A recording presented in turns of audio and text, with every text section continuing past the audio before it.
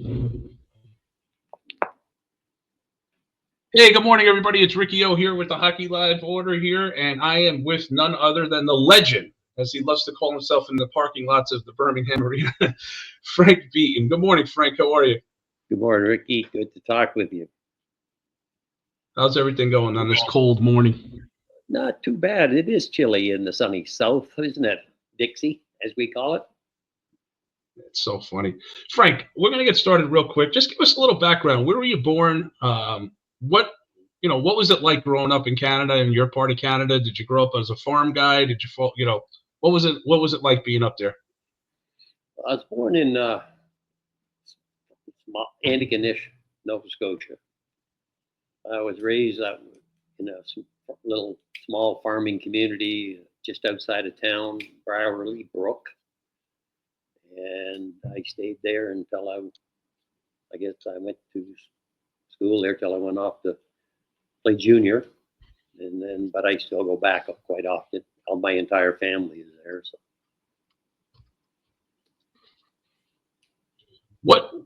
What got you hooked on hockey, Frank? What was the first time? Was it hockey night in Canada? Did the family get together at night and watch games? What was your draw to playing hockey?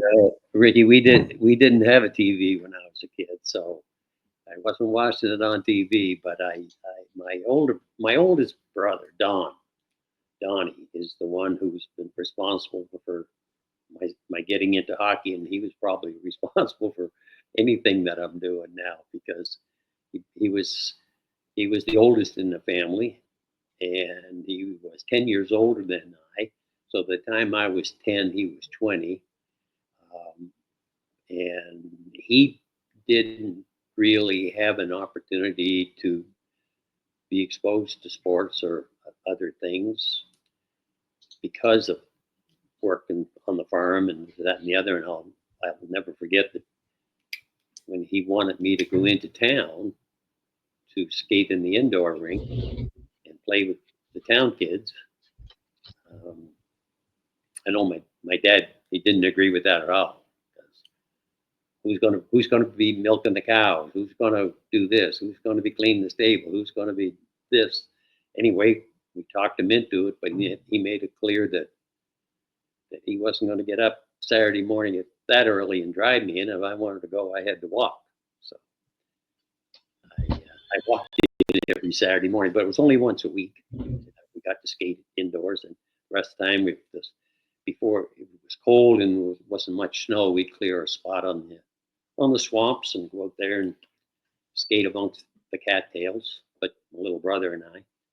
And then, of course, by the time I started playing, I think the first time I went indoor arena was I was 11 years old, and my brother wasn't. He had gone off. I think he was in Toronto at the time working. And so yeah. So anyway, I was born and raised on a farm, not a big farm, but a family farm where we basically grew our own veggies and beef and pork. We had chickens and turkeys and stuff like that. So yeah, we did that. It was So you mentioned you were 10 years younger than your little brother. I mean, than your older brother. Do you think that had something to do with the toughness that you developed as a player? Do you think it was the fact that you were around older players and older guys most of the time? Well, I didn't hang out obviously at 10 years older, but yeah, you're right. It was a situation where once I got going, I was hanging out with kids 2-3 years older than myself, and at 12 years old, you're hanging out with playing hockey with 14-year-olds. You're gonna take your slaps and your bumps and bruises as a result of that, and then of course, along with that comes a huge chip. And that chip landed solidly on my shoulder. And I basically had it on my shoulder for a long, long time. And, but having said that, when I went to junior training camps or I went to, trying out for different teams, I didn't step on the ice and decide I was going to take on the toughest guy on the ice. That wasn't my objective at all. My objective was to try to make it as a hockey player wasn't until I got to Sarnia in Ontario that I guess I taught a little bit in junior B and virtually none my first year junior A, which was when I was 16. But anyway, no, I trained at it pretty good. I had another older brother who was Bill, and I guess I don't know, I was probably 13 years old. Bill put a speed bag. He bought a speed bag. He put it on in the barn, and he said, "Yeah, you're going to learn to use that." So every day after school, I'd go up to the barn. There'd be a few chores to do, but then I'd spend some time on the speed bag. I spent more than a little time. I spent a lot of time. And anyway, so I started doing that. So How did you end up in Windsor? well,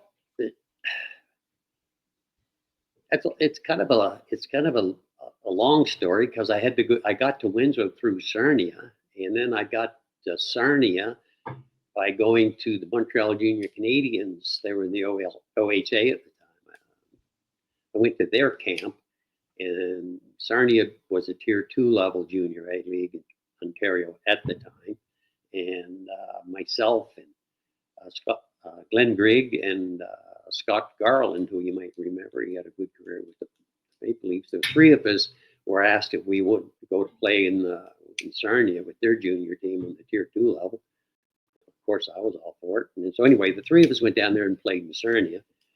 The next year, I was in Sarnia again, and they were junior B at that level. They didn't stay in that Tier 2 league. They were junior B. So I went to the Sarnia or Windsor came up, and I had played against them the year before, obviously in the same league. And when I came back playing there, they said, "Well, why don't you come down and play on the Tier 2 level junior A with us in Windsor?" So that's how I ended up in Windsor. Jerry Service got me down there, and I played there for most of that season. I didn't start till late, but how did you end up signing in Flint in the IHL? How did you end up in the IHL? Well, that's another Jerry Service, who I probably owe my entire career to his guidance, because he asked me if he got me a tryout. I wasn't drafted, a draft. Right. I thought that's just what you stand in the draft, you caught a cold. But he said, if I get you a tryout, will you go? He got me a tryout at the Atlanta Flames camp, which involved at the time the Omaha Knights of the Central Hockey League. That was a farm team, and then the Des Moines Capitals in the IHL. And well, I didn't make the Omaha Knights, so they sent me to Des Moines. But Jerry Service had got a job that year coaching with Flint in the International League. And when I was in the league, he wanted me to come and play in Flint as opposed to being in Des Moines. And I was borderline to make the Des Moines team or anything. So they said, "Sure, take them off our hands." And so they basically cut me so that I went right straight to Flint from there, and I played for him. And you put up 190 penalty minutes in your first season. How was that adjustment from junior to going into that league, and what was it like? And do you happen to remember any of the rivalries you had with people in that league, or anybody that stood out with Flint when you were playing with Flint? And did we get any rivalries established? There was already rivalries between the teams at the time when I stepped in. Saginaw, which was 30 miles away, was a big rivalry. Kalamazoo, Toledo was always tough. They had Ted Garvin coaching there, and he always had a tough team. Who were some of the characters in the league at that time? Who were some of the guys that ran around, some of the heavyweights? Well, I guess there was a guy in Toledo, Tantardini, who was a young guy. Well, he was young, he's probably the same age as I am. I think he's still playing. I'm not sure. But he was he was a tough guy that wanted to rule the roost, and he knew his job. I really didn't want a job of all I had to do was fight. I just wanted to go out and play hockey, but as it turned out, I'd get in scraps because I was an aggressive style player, and I'd get in scraps, and then it evolved to where if something came up, after a while they started looking around and saying, okay, who we got to go out and level this playing field. And so I was more than happy to step up and see what do the best I could do, and then ended up I got in a lot of fights that first year, and with Kurt Walker. If you remember Kurt Walker from the Maple Yeah, Leafs, for sure. he played in Saginaw. That year, Dennis DeRosier was a guy. He played there a long time. He was the local hero in Saginaw. He probably averaged 20 goals a year and 200 minutes and penalties every year. So you talk Which is about pretty that. common back then for a lot of guys. Well, yeah, it is to have that many minutes with that. And I think there was one guy in Boston that managed to do that too, and he ended up being a pilot. Al Secord. Al Secord. Yeah, Right, yeah, he's a pilot now. Yeah. Yeah, he could. He was a tough guy, but he could score goals, and he spent his first couple of years racking up penalty minutes and establishing his place in the league. But there's a lot of guys that if they wanted to, they could. The 20 goal scorers, 25 goal scorers. There's a lot of those guys that don't fight because they don't have to, and they don't. There's no need to. They can score goals, play the game, and do that, and they'd be more than happy to pass the baton to the next guy trying to make it up for him to do it. So he can go out there and play and have fun. It's pretty amazing looking at your career, Frank. You've played for some of the most amazing, iconic teams in the history of hockey at every level. I mean, you played for Windsor. It's a legendary junior team. You're in Flint. You go to Cincinnati. You go to Edmonton. Then you were at the Birmingham Bulls, which we're going to get into later, probably the toughest hockey team that's ever been established. Then you end up with the New York Rangers. I mean, your career is like in places that just are legendary hockey cities. What was we'll go a little personal. What was like some of your favorite cities to play in, and what was your favorite home arena to be in?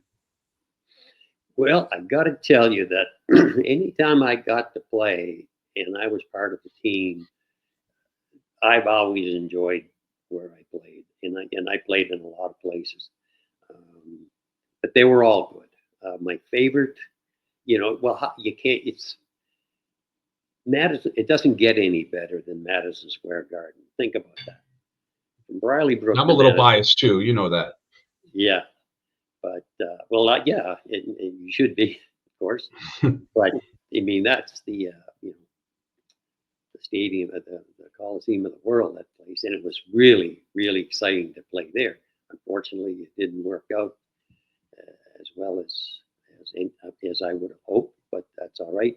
But anywhere, Flint was great. I was always pretty well received wherever I went. I spent probably I started in Hampton on 3 different seasons with John Brophy after I left Flint, because Doug Carpenter was coach in Flint, and we didn't see eye to eye on a lot of things. Not a lot of things. We didn't just see eye to eye. Basically, he didn't like me, so he wanted to trade me after my second summer, and he wouldn't trade me to Saginaw, which was 30 miles away, because obviously that's a little bit too close, and we had that big rivalry, and we always used to have pretty good battles. So he said no, but Columbus wanted me down in Columbus. So I talked to them, and I said, yeah, well, I'll sure think about it and all that. They had my rights now and all that, and I was traded over the summer. Then I got a phone call from John Brophy, and I had never met John, but he was, by coincidence, he's from Antigonish, John. He lived outside of town in Cloverville Road near the golf course. had a farm. He lived on a farm, and he went off to play hockey. But anyway, he had never seen me play. I'd never met him. But Don Perry was the coach of Saginaw, and Don Perry was trying to trade for me, and they wouldn't work with him. So he called his friend John Brophy, who they played together and played against in the EHL when that was still going. And he said, I can't get this guy, but if I can get him out of the league where I don't have to play against him, that would help, and he'd help you. So if you get this guy out of here to help me, and he'll help you. So John called me not long after I got my call from Mo Bartoli in Columbus.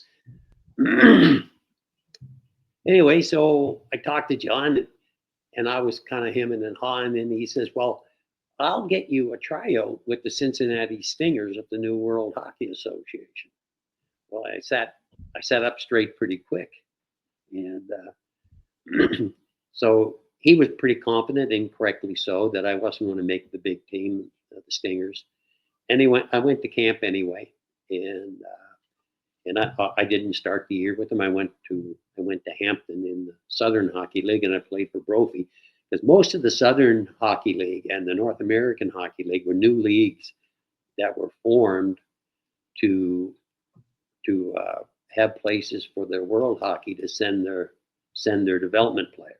So anyway, that's where I went down to Hampton, and then halfway through the year they called me up to Cincinnati, and I ended up playing the last half of the year with Cincinnati in the WHA, which worked out pretty good for me, because obviously, that was playing with guys like Brian Gamble, Mike Pellick, and guys that I just heard about.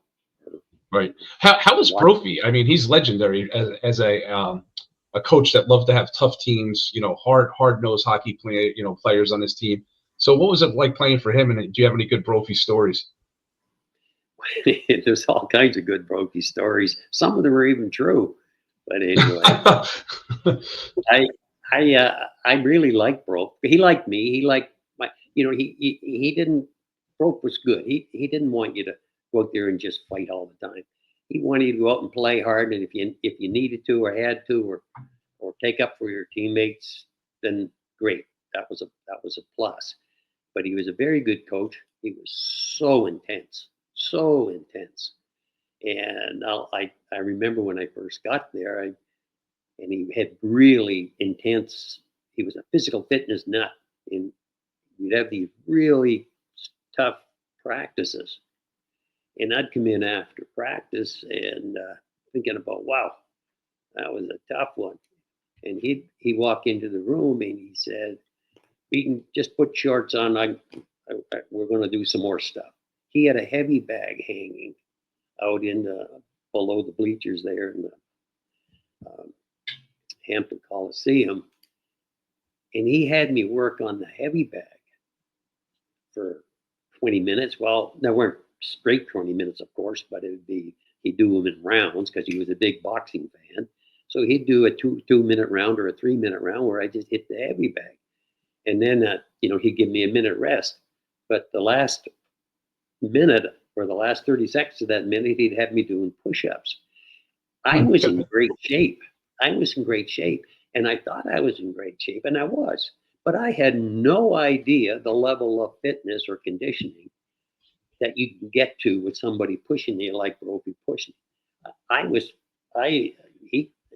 was something like I had never experienced before, because I never had to endure all that. But that's the kind of guy he wanted. And I guess he saw some potential, and he just wanted to get the most of it.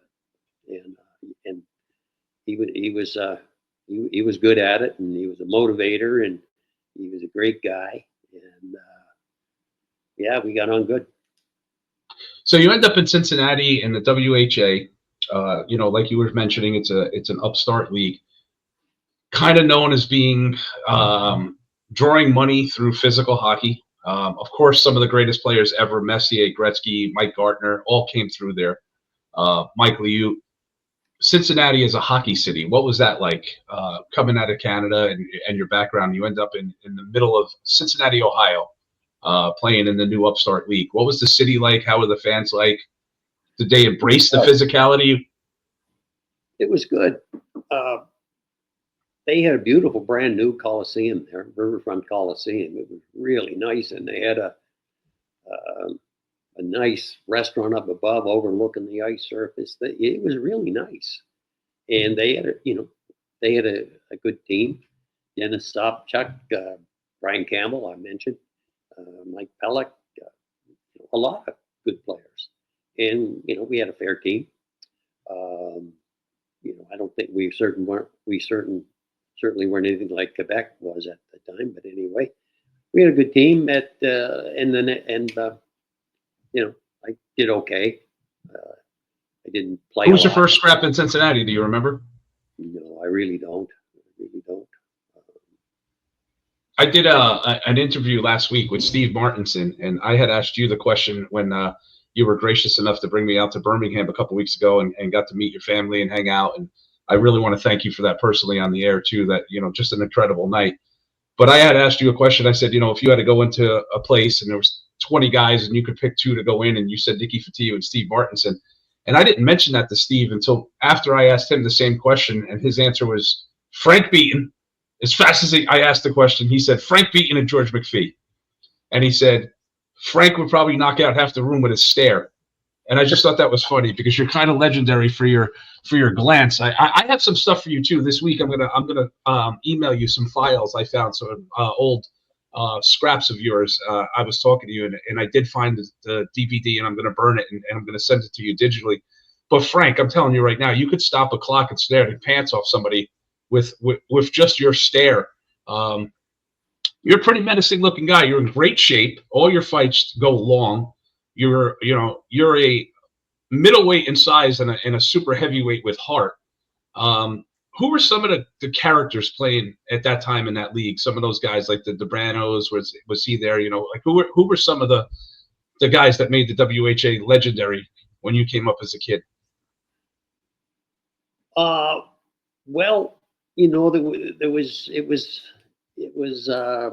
well, Birmingham was probably that with the Bullies. We were probably the most colorful team.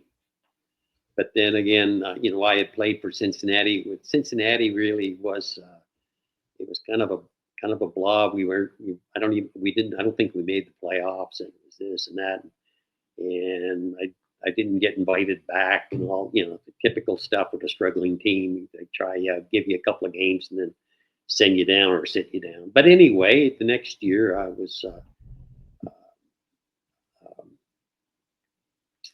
Next year I went to Edmonton again, and then I played in Edmonton before I landed in Birmingham. Edmonton was just, basically just a solid team. They weren't known for anything. They had guys like Bobby Nevin. Unfortunately, you had to play with my worst nightmare, Glenn Sather. Yeah, I got on good with Glenn. I thought he treated me fair. He treated me fair. Cowboy Bill Flett was there also. He was, yeah, Cowboy Flett. But Birmingham was, and I ended up going to Birmingham the next year. I came in halfway through the year when they were signing. They wanted to muscle up the team, and they got Durbano and Hansen. I think they got them from Detroit and Bilodeau and Kenny Linsman. Come on, give me a good Ken Linsman story. Well, Kenny Linsman was, as you know, or anybody that watched him, was an incredible talent. And he was an underage. He was one of the he and Mark Napier on that Bulls team were the underage guys that were playing with us. And Rod Langway came up too halfway through the year. He was in Hampton. Oh, I didn't even realize Rod was on that team. Wow, yeah. Yeah. And, so there was, we had started a pretty darn good team there. But anyway, they wanted to, I don't know, there were having some issues with some of the teams in the league taking liberties and so on. So they decided, okay, that's enough.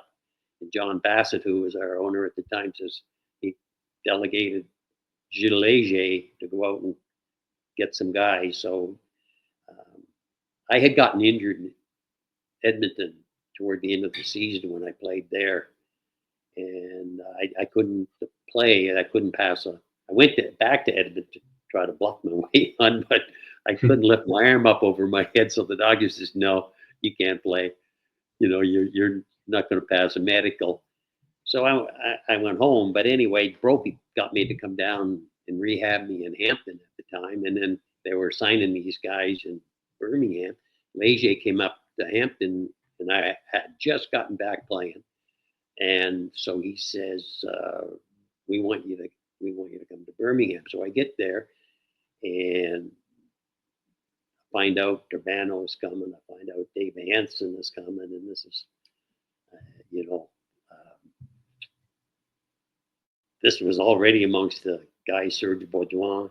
It was, you know, there was some pretty tough guys on the team already. Bobby Stevenson was a tough, you know, scrappy type player. But anyway, we had a lot of guys. Then he loaded them up with these guys that were just their name on the roster. Or Gilles Bilodeau. How could I even talk to Birmingham without mentioning Gilles? And what a guy he was. But anyway, that's how we ended up there. They just picked some guys that were fringe players on other teams, myself included, and made a competitive squad out of it.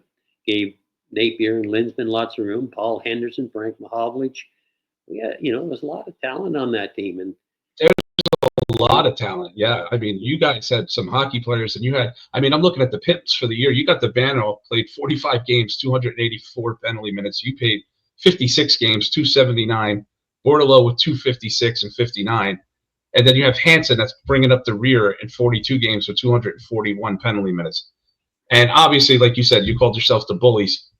You guys are legendary. I mean, that city, for a southern city in the middle of, you know, the Dixie line down there, became known as having the toughest hockey team probably that's ever been assembled. And you were part of that.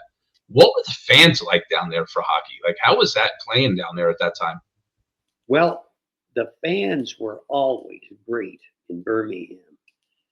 They started out as the Toronto Toros, which you probably know, and then they moved down there. And then that year that they moved down there, I was playing in Edmonton. And of course, we were up there in the, you know, the Great White North. But when we go on these big swings through the southern or western teams, we'd start in San Diego. It's a pretty nice place to go. Then we'd go from there to Phoenix, then to Houston to see Gordie Howe and his boys. And then we couldn't wait. This is a visiting team. We couldn't wait to get to Birmingham because it was such an atmosphere to play in. They loved hockey. They loved their hockey players. It was a beautiful coliseum. And we'd go in there and holy smoly, and we'd be out on the ice, and then all of a sudden the Bulls would come out, and then they'd start playing Sweet Home Alabama, Elvis Cage. And these guys would come out, you know, and wow, they got it made. These guys, 14,000 people every night. So the next year, once again, I start with Brophy and because I had this injury. But anyway, I ended up coming down there. I couldn't wait. I thought this is a dream come true. I'm going to go play in the most fun city in the league.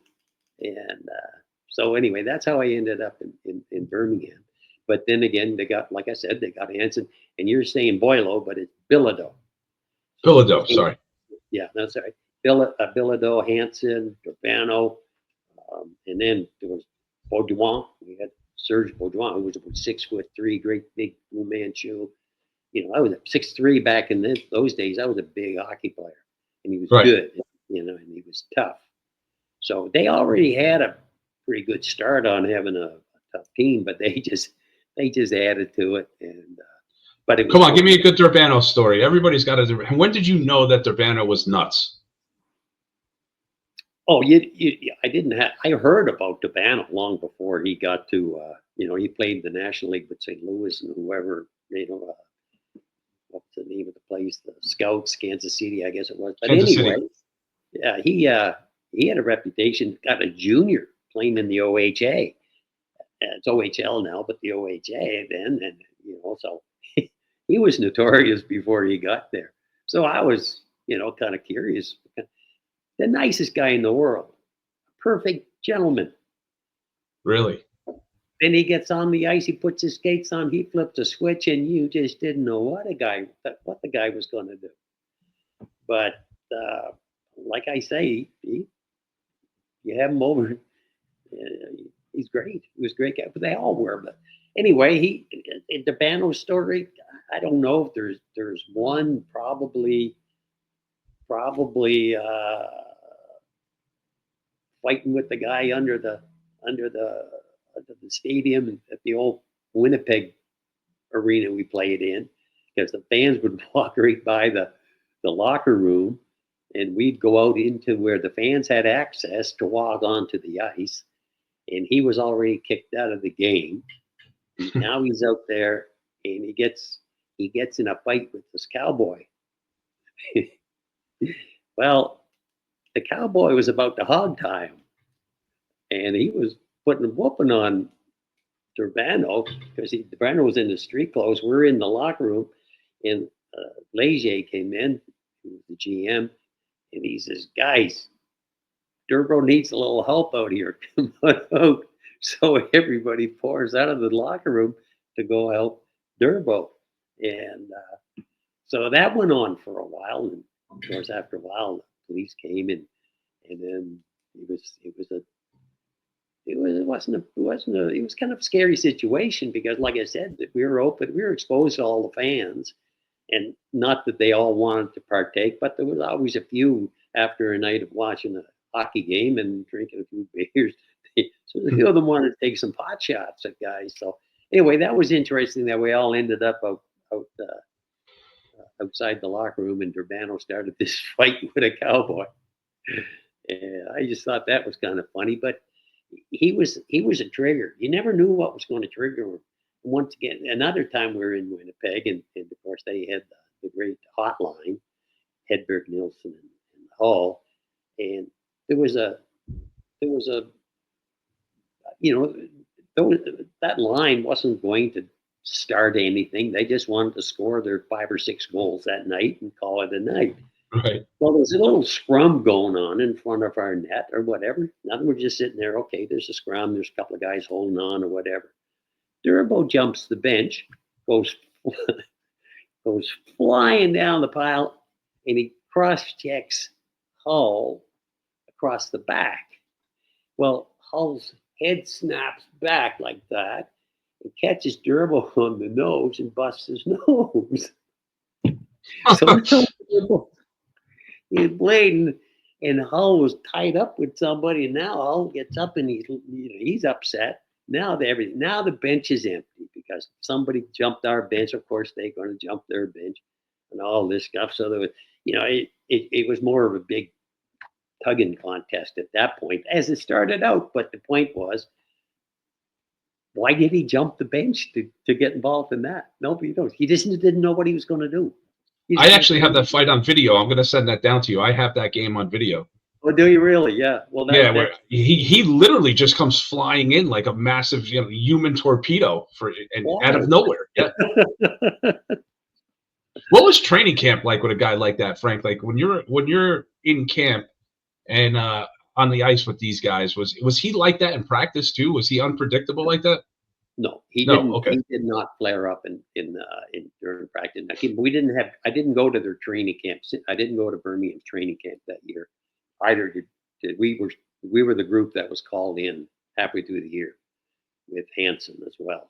And what was he like? What was Dave like? I've met him a number of times. He's a really nice man. Really, real gentleman. Very quiet, very low key, and a real tough nut. And yeah, and of course, I think when he came, he had already done Slapshot, so he was just coming a year out of that. So he had a little bit of history on him with as a movie star, and he was a great guy. But see, all these guys that you see that you went down the list of penalty minutes and all those guys, they were all great guys. They were all great friends to have. They were a lot of fun, and you would never in a million years ever know that they had a trigger. So, that's just the way they went. But to say that, we were in training camp and he did this, or we walked into a bar and they did this and started this, it never happened. Just didn't Okay. happen. Yeah. So you end up from Birmingham, you get to the New York Rangers. You go from playing against Hedberg and Nielsen to being in with Hedberg and Nielsen, Esposito, Duguay. I mean, the line of people on that team also just, legendary amount of players. You go back between the Rangers and another really tough organization, the New Haven Nighthawks. How did you end up in the New York organization? Well, I was a free agent over the summer from Birmingham, and obviously planning to go back to Birmingham, but I hadn't signed with them yet, and I was contacted through my agent by New York to see if I would wanted to go play there. Freddie Sherrill was the coach then, right? And he was the inspiration to have me come down there, or he's the guy that started the process, of course, because he liked to have physical players. And anyway, and they had physical players, and don't ask me, they wanted somebody to complement Patillo, I guess. So, but anyway, I signed over the summer. They brought us in for a signing thing. They signed myself, Donnie Maloney, Dougie Sullivan, Dan Clark, Dean Turner. I think there was one or two more, but Dean Talafis was one of them. But anyway, we signed over the summer, and they had us all in for a kind of a press thing, which was really nice. Rod Gilbert took us out on the town after, and that was really nice. And it was all great. And then training camp was really different. It was an entirely different atmosphere, because the Rangers were so they were very, very protective of their image. In other words,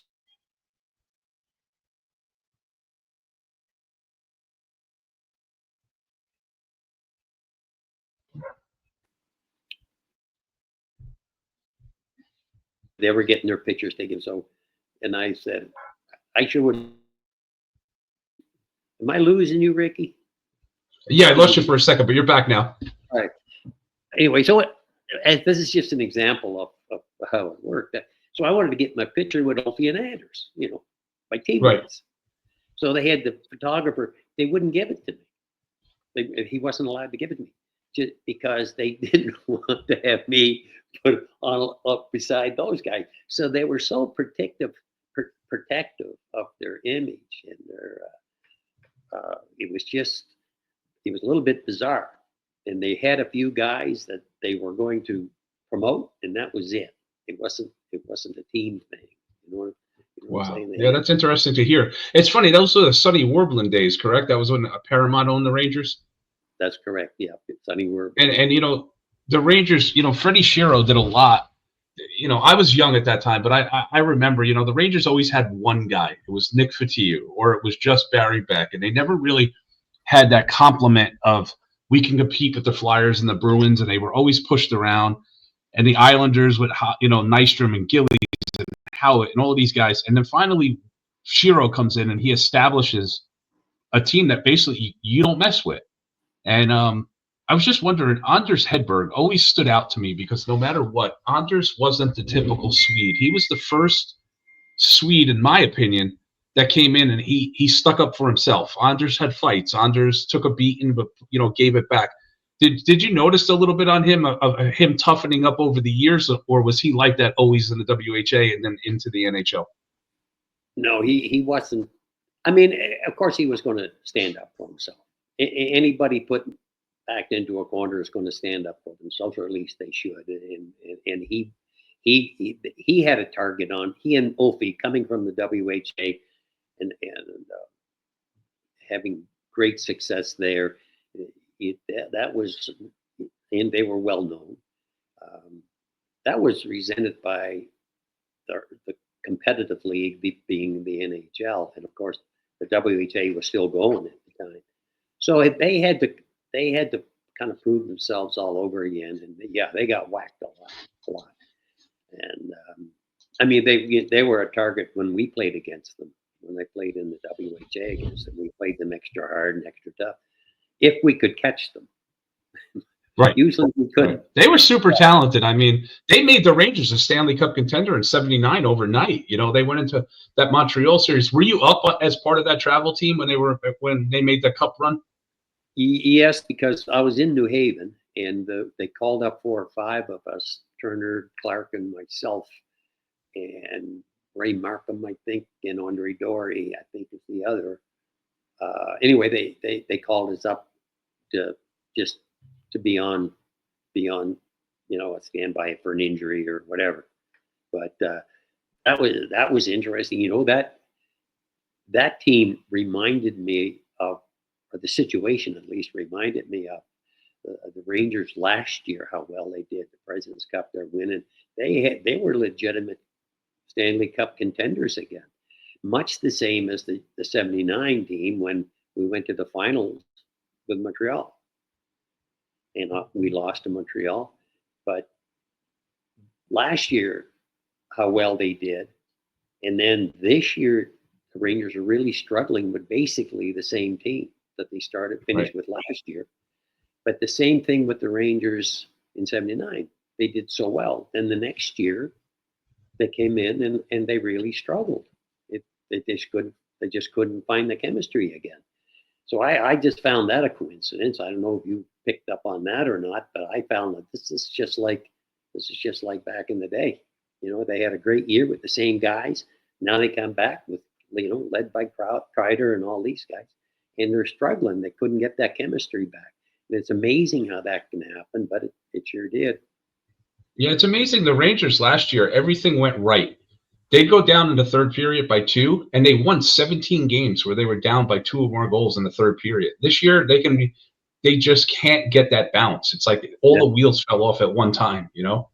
Yeah, that's a fact, and that's similar to the situation that they found themselves in 80, 81.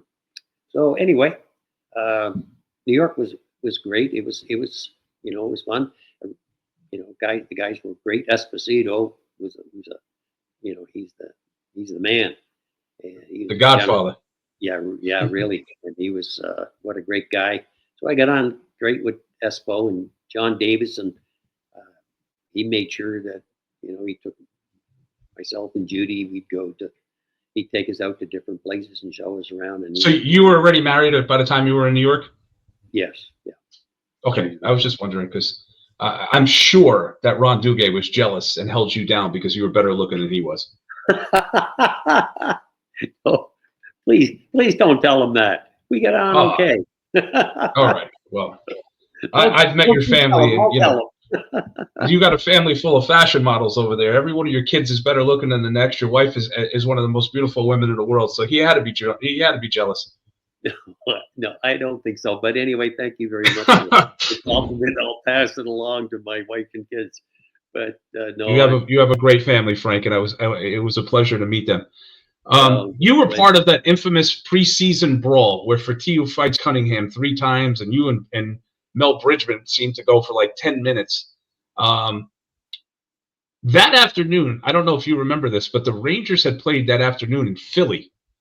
And some of the stories that some ex-Flyers told me was that the Flyers had loaded up and just beat the shit out of the Rangers that afternoon in the preseason. They had all of their heavyweights dressed.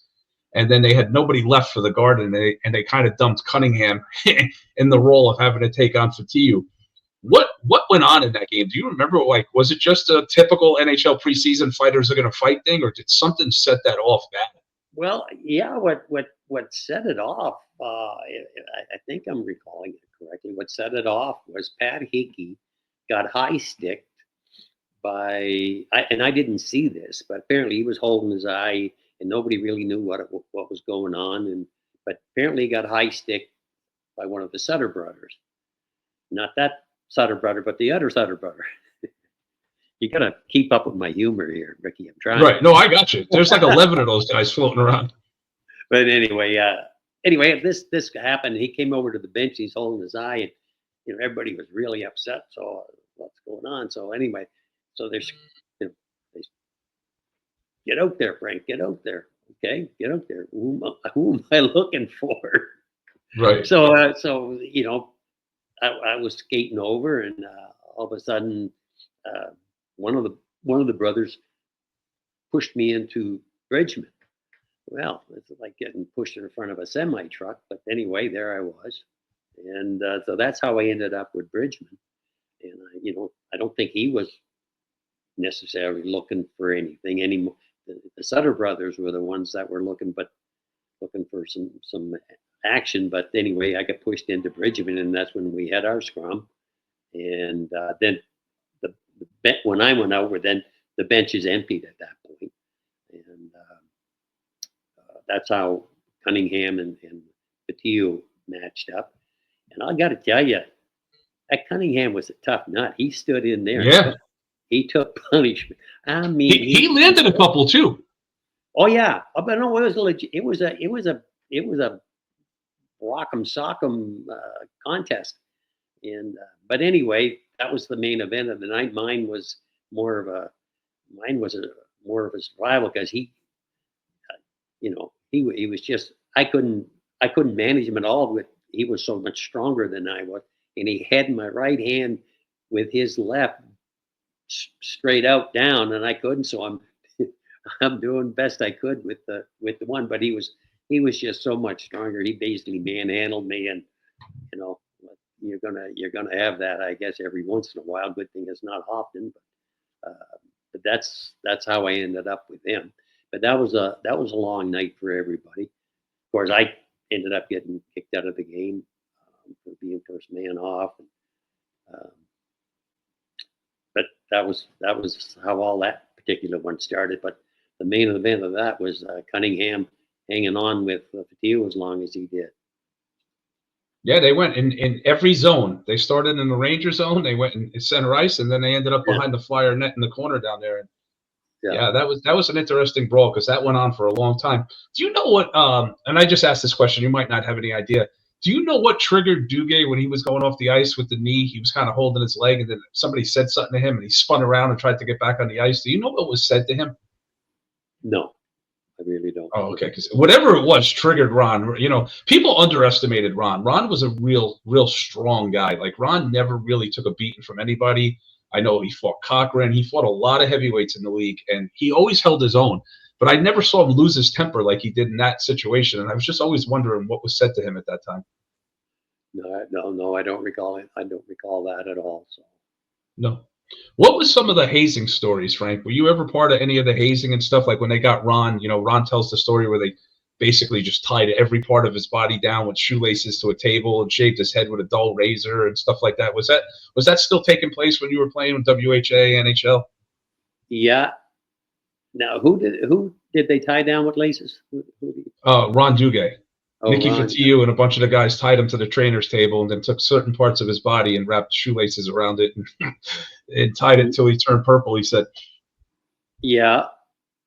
I was there witnessing a similar hazing incident, and I'm not going to go into any names or anything, but yeah, they tied him down to the trainer's table, right, and threw the laces up over the piping above. It wasn't real high in the locker room, because we were out at what do they call it out there in Westchester or Portchester, the double rink arenas or something. Rye Playland. That's where we. Rye Playland, right? Rye Playland. Anyway, so they got this rookie on the table, and he's a big guy. But anyway, they got him on the table, and they tied him down there, and he couldn't move. And they were tying in extremities here and there, and threw the lace up over the thing, and then tied a knot in it.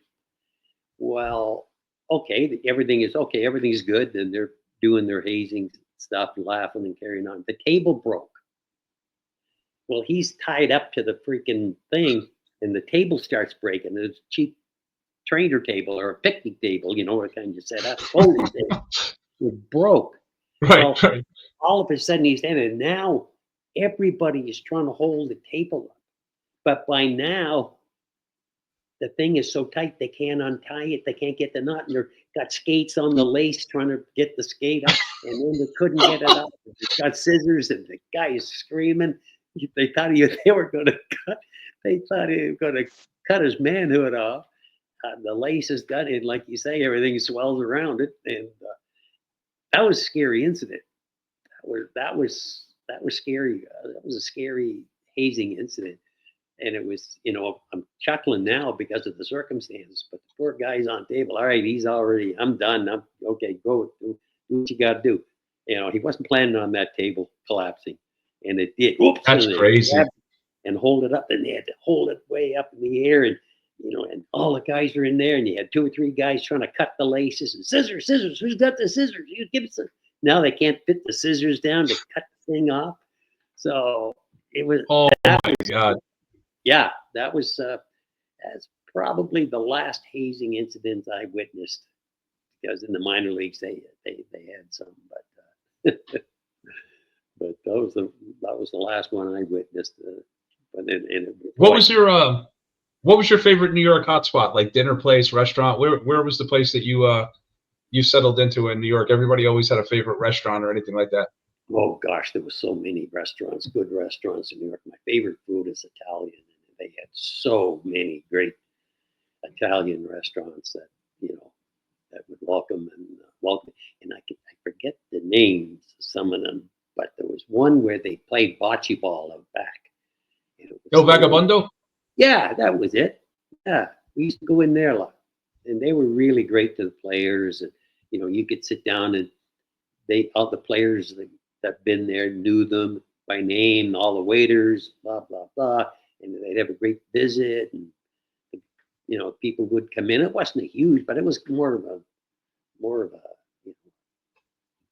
not a beer joint, certainly by any stretch. Right. Casual place. Casual place, yeah. But it was really nice. But we used to enjoy going in there. That was probably, and the great food, And I was curious about this bocce ball thing they had out back there with the lawn and all the old guys going out. It was. I liked that. I really enjoyed that probably more than everything. And then JD, we used to go to what was it? It was country and western place at the time. And, I forget the name of that one too. I should have made notes. I should have done some homework. No, I just always think it's funny because everybody always mentions JD and country and western, and I forgot that as a kid. But I remember reading some books and stuff about how big of a country fan he was all the time. So that's funny you brought that up. He was, and I was. I'm similar. I enjoy country, and I get it at the time, and as I still do. But yeah, it was a name something City Limits or something with Cindy. That ring a bell. Anyway, I think it was City Limits. But anyway, we used to go there after a game every once in a while, and that was fun. But I never went to any of the discotheques or anything like that. Right. You weren't a Studio 54 guy? No, I didn't go to Studio 54. I wasn't. I never felt like I was that I could. I wasn't playing hardly. I get 1 or 2 shifts a game or 1 or 2 shifts a period, maybe, and that was it. So I really wasn't in the mood of going out and celebrating because I was on the end of the bench and I didn't like it, and I wasn't in a. Now that's interesting because you said that they brought you in. Freddie brings you in, and then they kind of just didn't. You're right. They kind of didn't use you a lot. And was there a reason behind that? Because I remember, I go back now. I was 8, 9 years old at the time, but I have a lot of those games on DVD. There was a lot of games where the Rangers played 2 lines, and then had like a power play specialist or a penalty kill specialist, and I just always found that to be so weird. And Jim Gordon saying things like the Rangers plan on only dressing 12 forwards tonight, but 8 are going to play a regular shift. And I just kind of found that weird for some reason. Yeah, I don't know. I couldn't figure it out then. It frustrated me then. And obviously I'm reflecting back, talking about it. It's frustrating because I don't know. Freddie wasn't making a lot of the decisions. Mike Nicoluk and Mike Keating, I think his last name Keating, right? Mickey Keating. They were behind, or Nicola was behind the bench. So they it was coached by committee mostly then. So I don't have any idea. It was strange. It was strange, and it was I don't know. Well, Freddie earned the nickname the Fog for a reason. There's so many Shiro stories out there. Yeah, but he didn't. But when he didn't become the Fog over one summer after he finished with those great years in Philadelphia, and then he came to New York, and he put a pretty darn good team together to go to the finals against Montreal. And then the next year, for whatever reason, I'm still in New Haven. I got 2 games that '79 season, and that was what they brought me up in case they needed me, because I had to serve 2-game suspension that I hadn't done from the Philadelphia Brawl the season before. So I had to come up that year, sit out 2 games, and then play. They gave me 2 games, play me 2 games, but right back to New Haven. But I don't know. It was really, really kind of a strange dynamic, I thought, and it was something that I wasn't used to. I was kind of a guy that, not kind of a guy, I was. If I had to get involved in the game, I had to get out there, and I never, other than the last couple of years of playing in the Central Hockey League after I finished in New York and New Haven, I always was, a third liner, or a fourth liner. Sometimes they'd rotate the fourth line through 3 or 4 times a shift.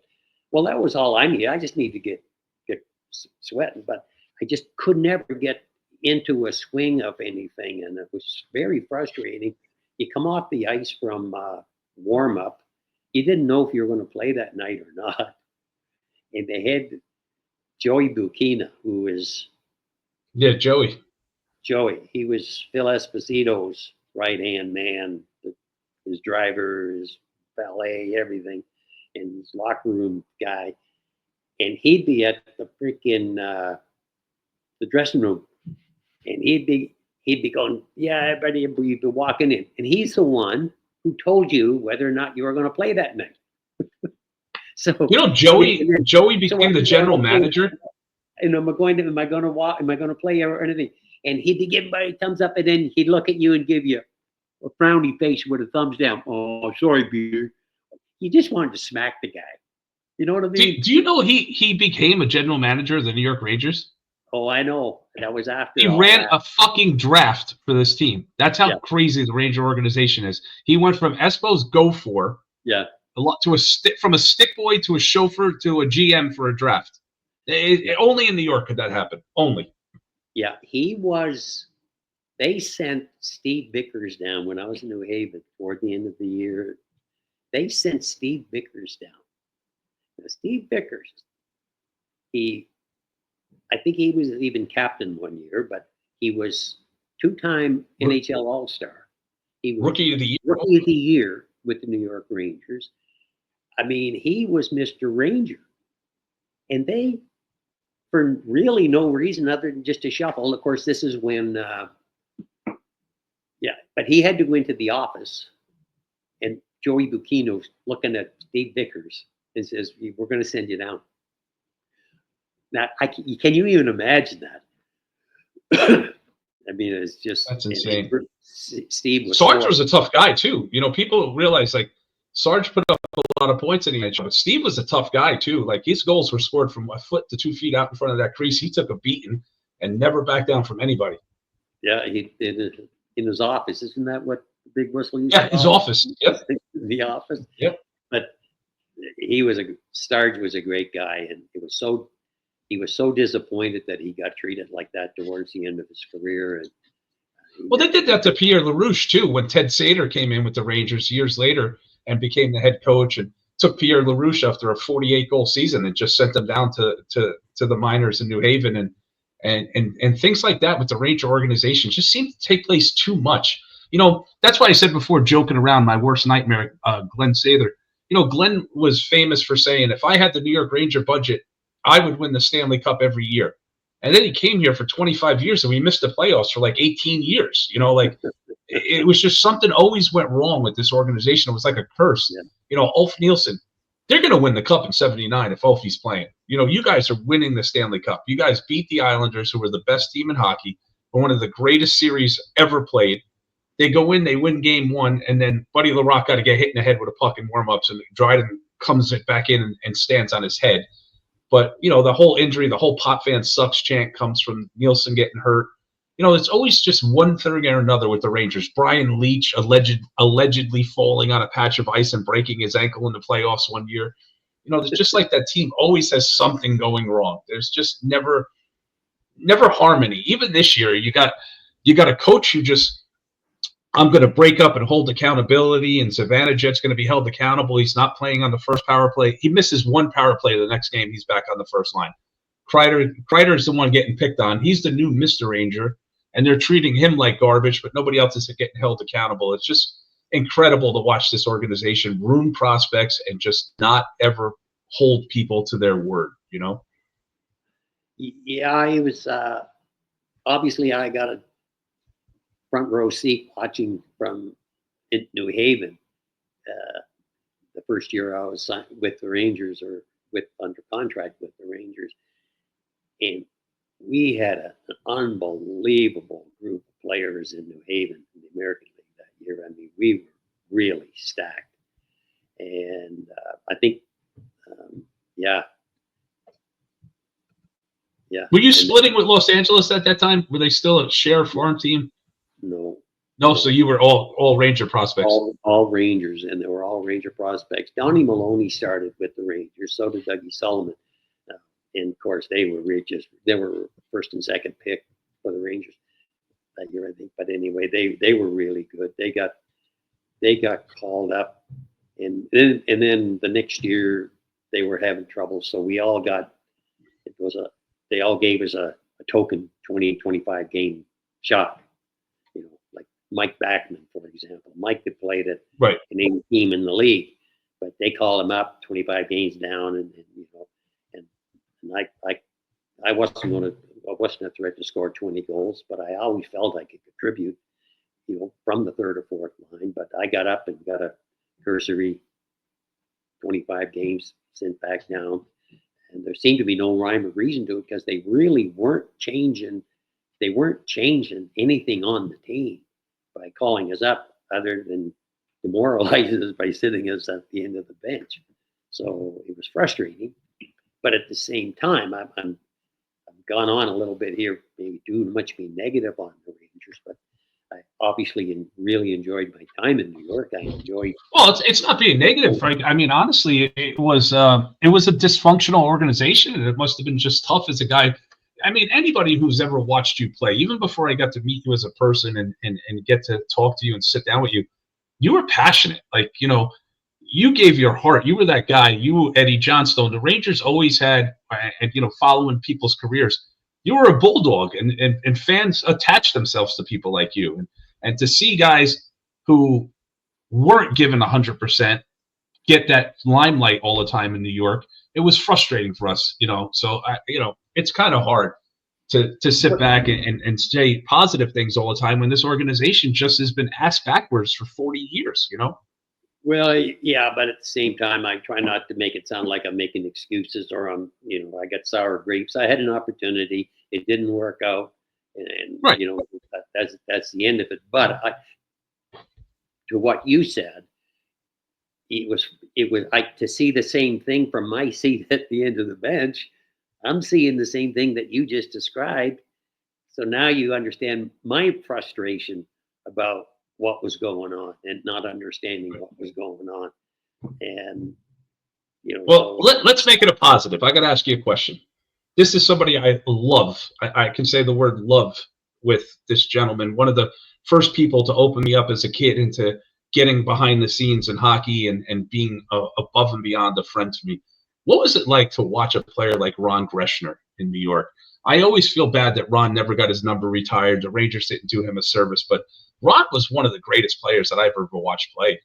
You are so right. He was magic. When he had the puck, he was magic. I mean, he could do it all. He had a mean streak in him too, but he the way he could handle that puck, the way he could set up plays, he could easily have been a center iceman. He could Well, play. he finished his career, his last 2 years, they played him at center. Him, Jan Eriksson, and they used him in the playoffs one year as a center because they were so short on injuries, and he became the shutdown fourth line center. Like Ron was amazing. Oh no, he was unbelievable. He was like like if you want to make a comparison to another sport like football, he was a quarterback. He'd get that puck and he'd have his head up, he'd deke one guy, two guys, and he hit somebody on the go. He was really unbelievable. And what a gentleman. What a nice guy he was. And fun. He was he just loved to have fun. He loved he always talk and bring you into his conversations and tell jokes and talk about this and funny situations. He loved the game and he loved life, that guy. I really enjoyed him. He was Ron's a great guy. Yeah. Great guy. Hey, I got to ask you a question just because as a Ranger fan, we always, again, I obviously grew up, you look around, I'm a diehard, but I always found my way to the tough guys. And there was always a guy that the Rangers heard about, played a few games. Oh, we have this guy in the minors. We have this guy in the minors who's so tough. You were a teammate with him, I believe. Johnny, how do you pronounce his name? Bedarski? John Bedarski? John Bednarski. Bednarski. Was John as tough as the legend made it to New York? Was he that kind of guy, or was he a scrappy guy? Like, what was John all about? No, he was just a good, solid defenseman, just a real good defenseman. But I don't recall him fighting at all. So Okay. He didn't play like that at all in New Haven. But he was just a real good defenseman. He was a good hockey player, and a good guy. He was, but no, I didn't see that side of him at all. No. So the other guy I wanted to ask you about, and it's kind of a funny story. So my background, Frank, is I'm a huge hockey fan. Hockey's my life, but I've been involved in professional wrestling for over 30 years.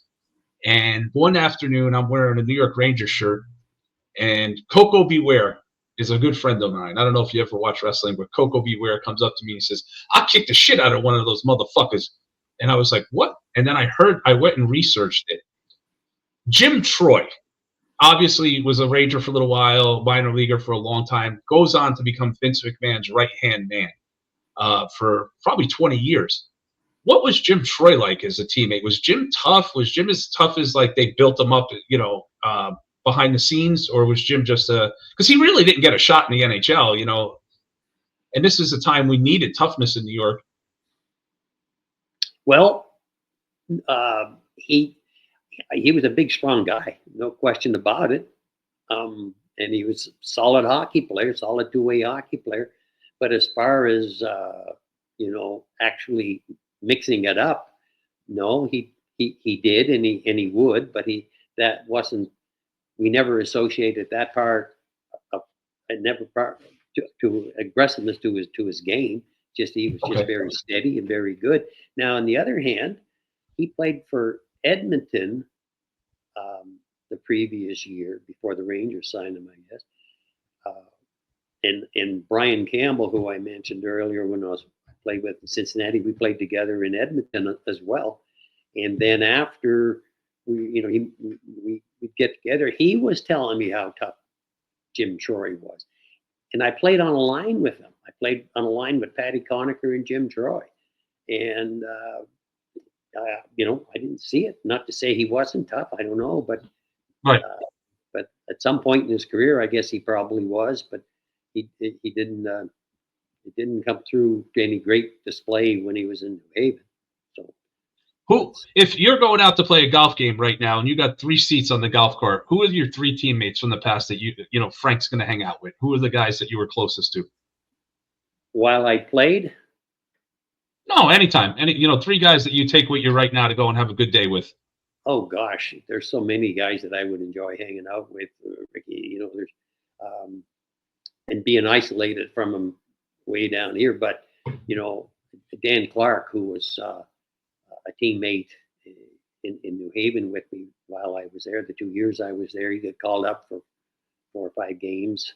Another guy, big, strong, tough, oh, big as arms in pro hockey. Really? Oh gosh, we used to call him big as arms in pro hockey. And I'm just going to segue over to a quick story about this kid that came out of university, and he was ripped in the head. So we had the big competition. Who had the biggest arms? So we had the tape out. They were flexing and doing it just for laughs, of course. But yeah, Clarkie still had him.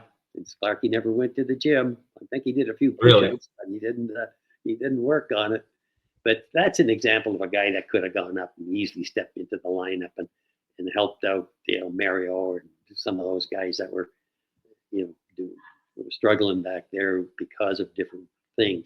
But anyway, we started talking about golf. I would have to take Clarkie because he's always been my right hand man from the day I met him, and I always knew he was over my shoulder no matter what. And then you go from there. There's Brian Campbell, Soupy Campbell, played in Edmonton, the World Hockey. He was come out of the original six. He played in Chicago with the Blackhawks.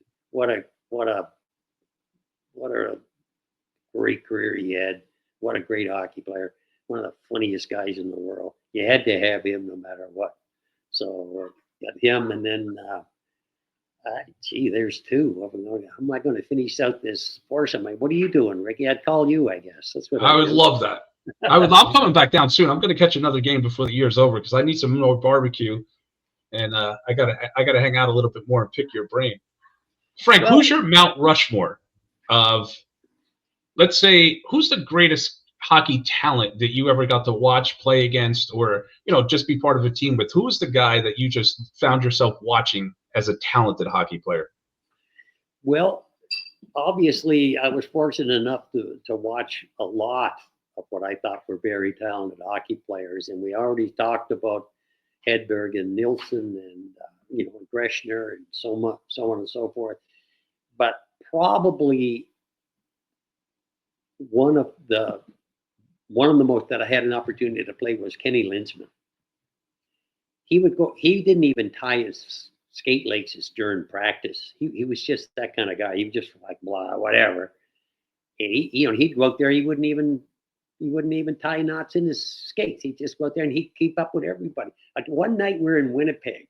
Now, keep in mind, Winnipeg, we had a big rivalry. They had the Swedes, and they were always complaining about the Bulls coming in with their roughness and trying to hurt them, blah, blah, blah. And they hated us. The fans, the press, the players, everybody. They hated Birmingham. We were in Birmingham one night. Linsman picked up a loose puck at our own blue line.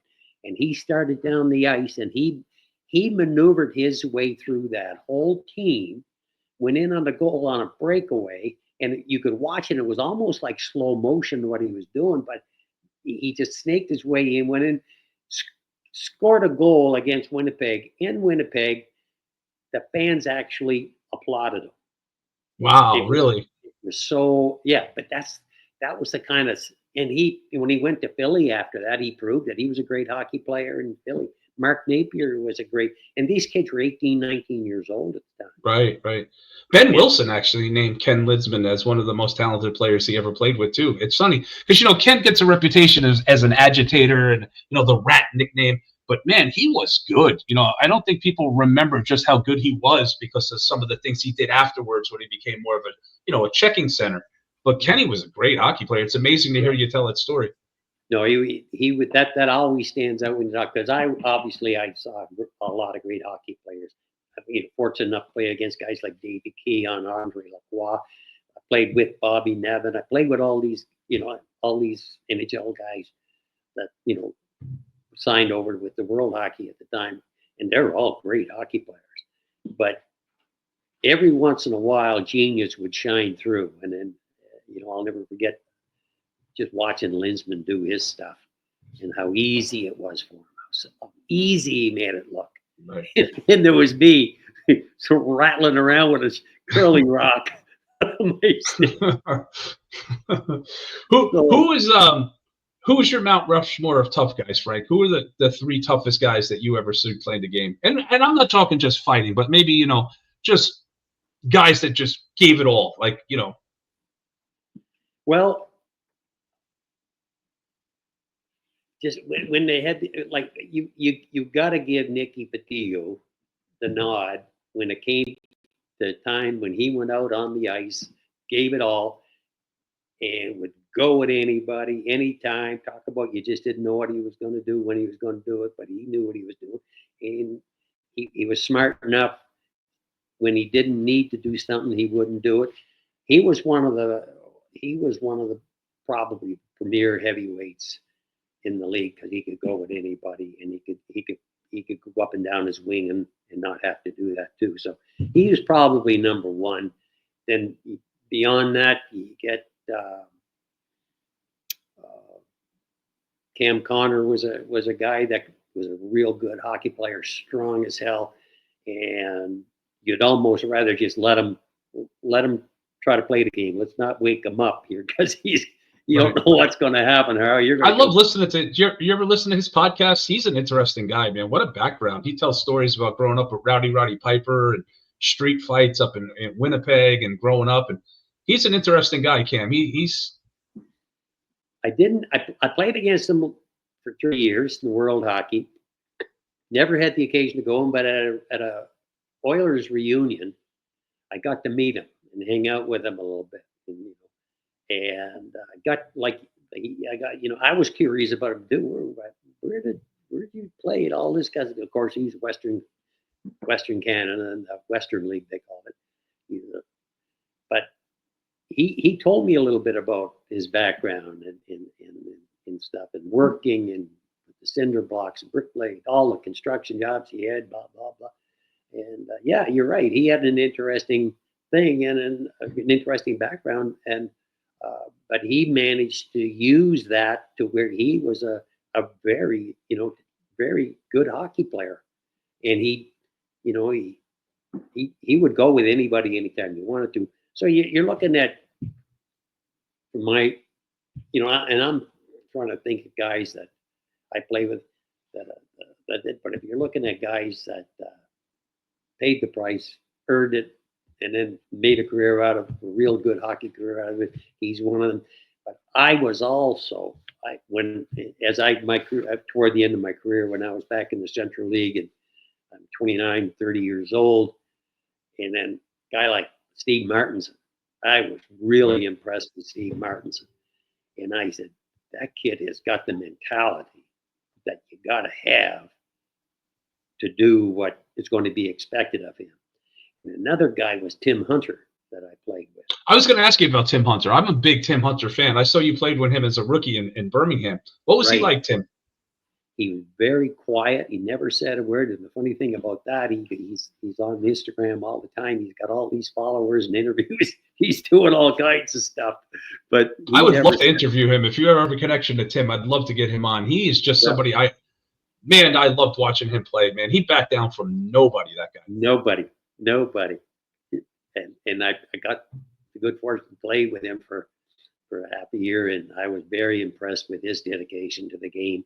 And as tough as he was, I remember one time we were playing, I don't know who it was, I forget, and I just remember the exchange, but he challenged a guy, and it'll come to me. But anyway, he fought this guy. He's a tough guy. He played in the National League, but he was down, getting back in shape to go back up. They get your game legs back.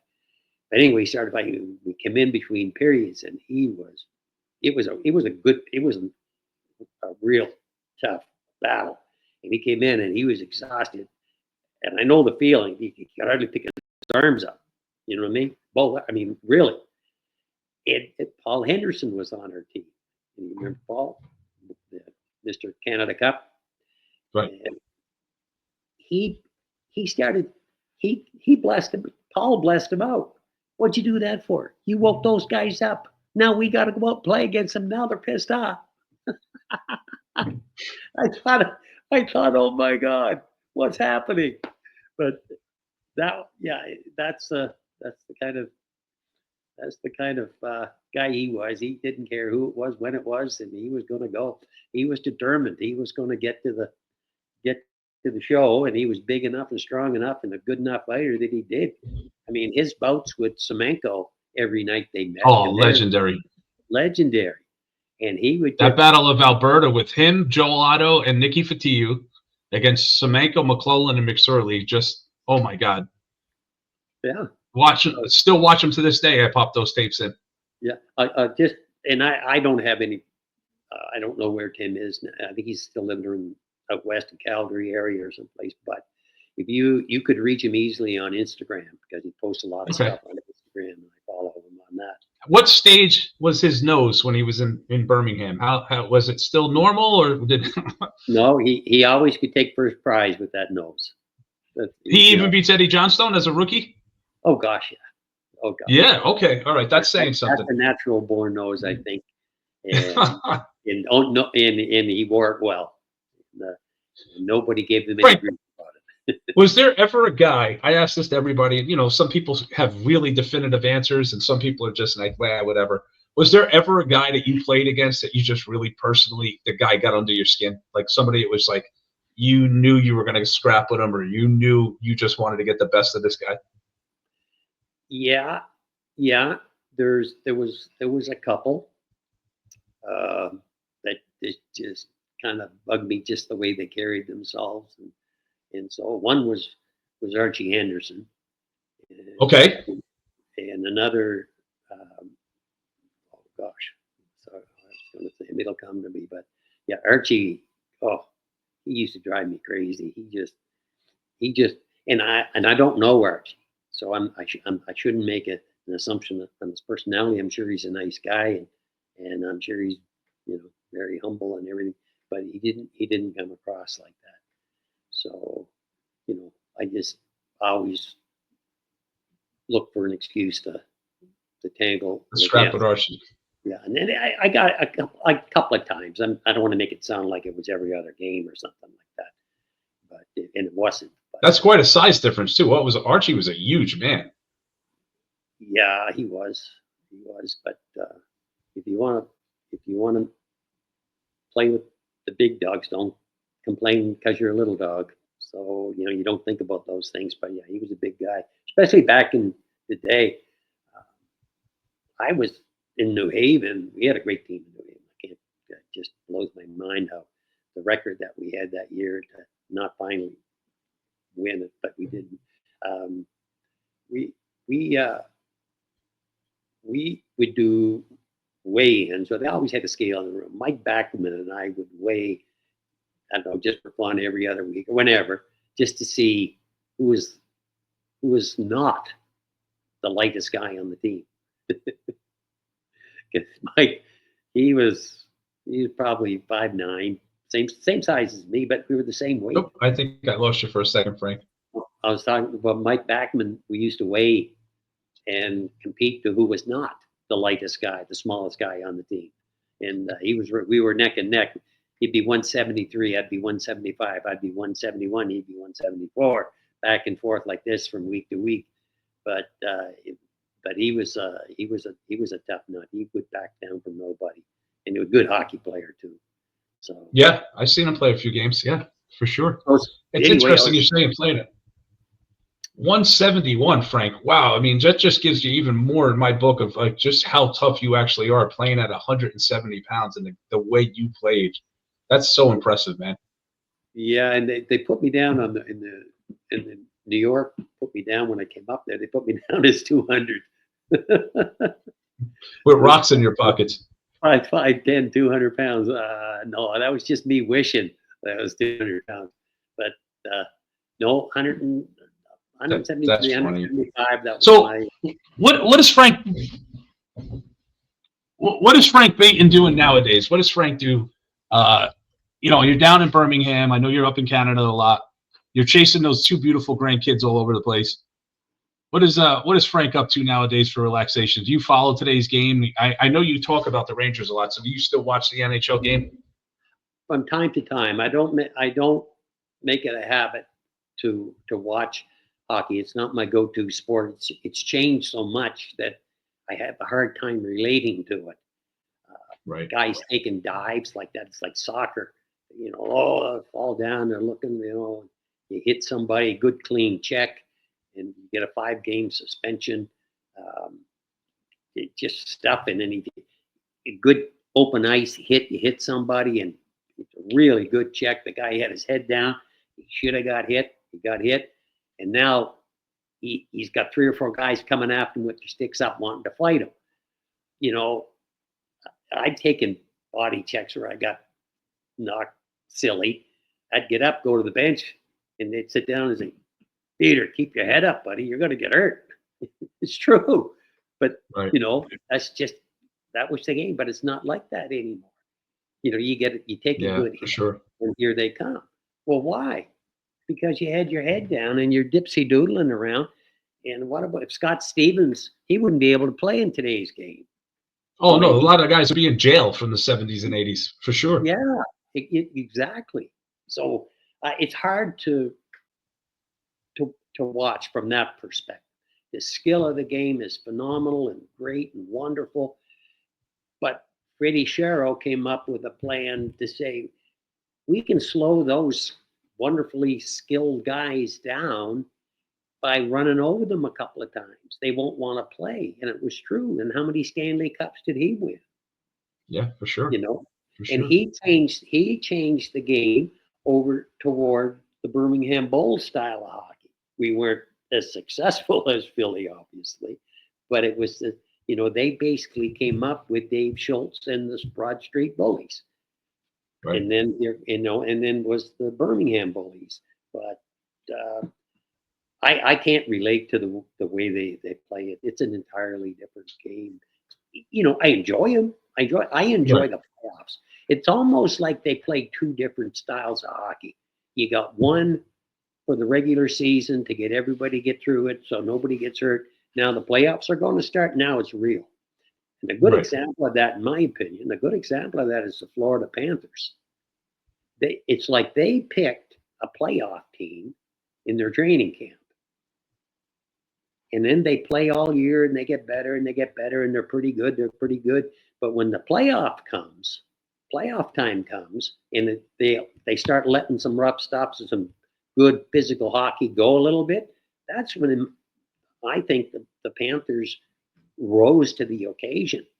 They just outworked and out-hustled and out-hit, and they didn't beat anybody up. They just outworked everybody, and that was the Right. core of their team, was to put a team together like that. And they won the Stanley Cup. Now, who'd have thunk that was going to happen 5 years ago? No. So that's when I like watching, is when the chips are on the table and everybody's given 100%, and that's what makes for good hockey. Well, Frank, I took up an hour and a half of your time, and I appreciate you more than you know. I do have to get you out here to Nashville to get you in front of some country music and get you and your family some dinner and say thank you for all you've done for me. So we got to put that together. But where can people find you, Frank? Are you on social media? I know you're on Facebook. Is there anywhere else? Well, I'm on Facebook, and I don't use it a lot. I don't put a lot of posts there. I follow family and friends and stuff like that on Facebook, and I do the same on Instagram, and that's about it. But I don't have a lot of stuff I put on there. But I follow my son and his wife are real good about putting stuff on there about my grandkids. They're always doing something exciting, and my grandson is learning to skate outdoors. Yeah, we got another generation of beater coming up, don't we? Well, I think if anything he does is going to be a whole lot better than anything I ever did. So hopefully that'll be it. But, well, he's got a good mentor going there. Well, he's living the dream.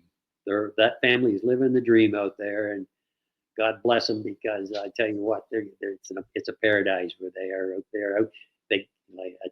They had video FaceTime with my son skating around on a pond, and then he's going skiing in the afternoon. So the poor little bugger, he's learning to skate in the morning. And then he's 6 years old. Now he's going to go skiing in the afternoon. He's got it tough, doesn't he? Yeah, and then you got your granddaughter who's going to be the president of the United States, because nothing stands in the way of that little girl. Oh my gosh, she's something else. Caroline, sweet Caroline, she's a pistol, and she's an independent. She's an independent little gal. So glad you got to meet them, Ricky. And it was Oh, I was so happy. By the end of the night, I was hanging out with your granddaughter more than anybody. We were having we were having a good time at dinner, talking and playing on our little tablet, and just I can't thank you enough, Frank. That night meant so much to me, and I'm gonna make it up to you guys and get you out here one night, and we'll have a good time in Nashville. But I just wanted to say thank you. Well, you're welcome anytime, and you know that we've told you that before. So anytime you want to come down, and we've got a place for you to put your head, so that'll work too. And it's only a couple hours away going up to. Oh no, it was I mean, I'm an idiot, and I should have took up your offer and stayed that night instead of driving through a tornado. Yeah, you didn't have any luck going back, did you? You got. Oh my God, it got bad. Frank, I'm driving, and all of a sudden, I can't see the exits to get off the highway. That's how bad it was raining. I couldn't find. It was incredible, but yeah, it turned out it was a little bit of a crazy night, but it was a lot of fun. It was definitely a lot of fun getting to meet and experience your family and seeing you, and how many people just to this day you couldn't walk through those aisles without everyone knowing who you were, and it was so impressive to see that city still embraces hockey. Unbelievable. Yeah, they've got a real good core hockey fan base there, and they do a great job at that. Out in Pelham, they moved away from Coliseum. Even before 5,000 in that little civic center that they have out in Pelham, and it's I think it's a very nice little place. I hope you agree that it was a good place to watch a hockey game. Yeah, for sure. Yeah. So, but the thing is, their staff does an incredible job of promoting those guys.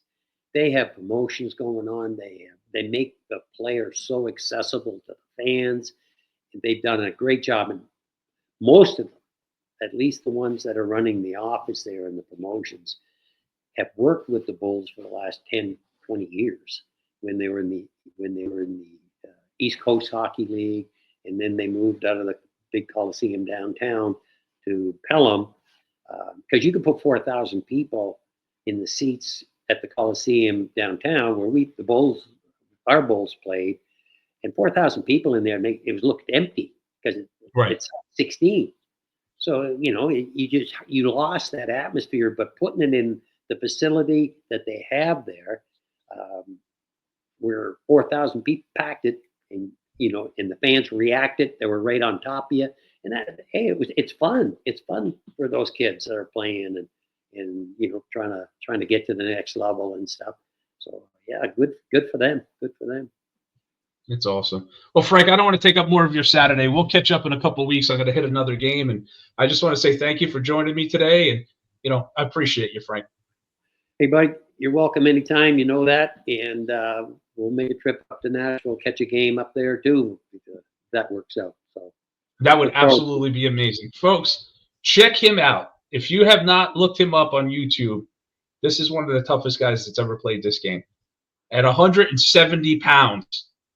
Look up Frank Beaton. You'll be really impressed. Guys, thank you for joining us today. Frank, we'll talk to you soon. And everybody, remember, check us out on YouTube, Facebook, Twitter, X, Instagram, all over the place, Hockey World Order.